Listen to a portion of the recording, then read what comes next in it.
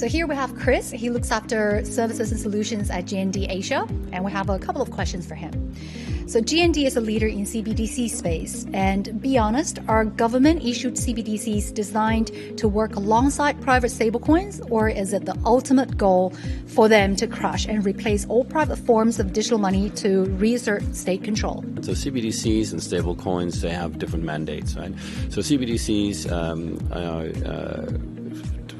banknotes, digital, issued by central bank, and with that comes the liability of the of the banknote, of the digital banknote, which lies with the bank. Right? Stablecoins, on the other hand, function in a different manner. So stablecoins are issued by private institutions, organizations, and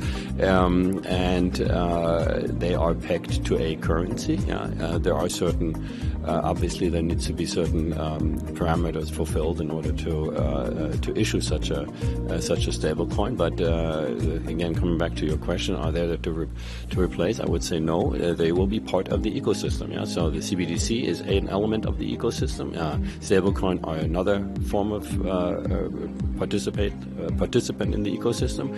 Then you have tokenized digital assets, are again also forms of money, if you wish, in the ecosystem, and so on. So I would more foresee that these different types of digital monies would run in and unparalleled is the wrong word, but would complement each other. There'll be different use cases for different types of forms of payment that would be used. So let me give you an example. So let's say you are selling an NFT, right, for 100 USDC, which is a stablecoin, right?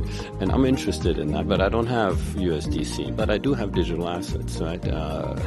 So what I will do is I will bid for your for that NFT that you have, 100 USDC, and use my digital assets as a funding source, right?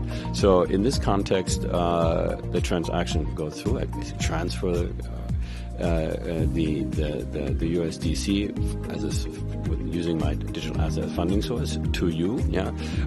There's of course a lot of technology and so on that takes place in the background, right? But at the end of the day, what you have different entities. They have different liabilities, right? And they would like to have that settled. And one way that's settled, the interbank settlement can take place, is, for example, through the CBDC, wholesale CBDC in this context, right?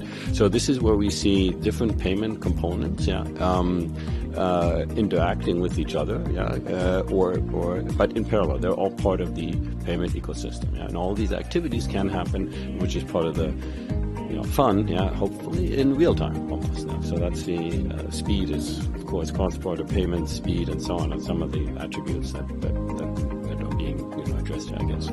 Second one, for over a century, trust in money meant trusting institutions like governments and banks, which GND helped secure.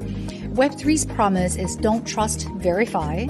Is the entire legacy of institutional trust now obsolete, and are companies based on that model fighting a losing battle against mathematical certainty? Banknotes issued by, or currencies issued by a central bank are definitely the trust anchor. Now, that'll be the benchmark. So I don't foresee that changing so soon. When it comes to the topic around trust. So for sure, that is the ultimate trust. So if I transact in cash, in money, let it be physical or digital, it will have the same trust element in it, which is backed by the central bank. So that is very, very solid now. So the question is now, how can a stablecoin, how can a stablecoin gain the same type of trust level? Right? I think that's going to be some time. That'll require some time for sure to develop. There are a variety of different factors that need to play. There's for sure the regulatory framework that needs to play. There are rule books. There is the interoperability elements of it. There is the, again, when it comes to trust, is also the, what do the people think? How trustworthy this is or not. So there's multiple elements that need to come and play first. So I think that I'd be conservative. It's yet too early to say which direction it would go, but I'm very convinced that central bank currencies will still be, let it be digital or physical, will still be the trust anchor for a long time.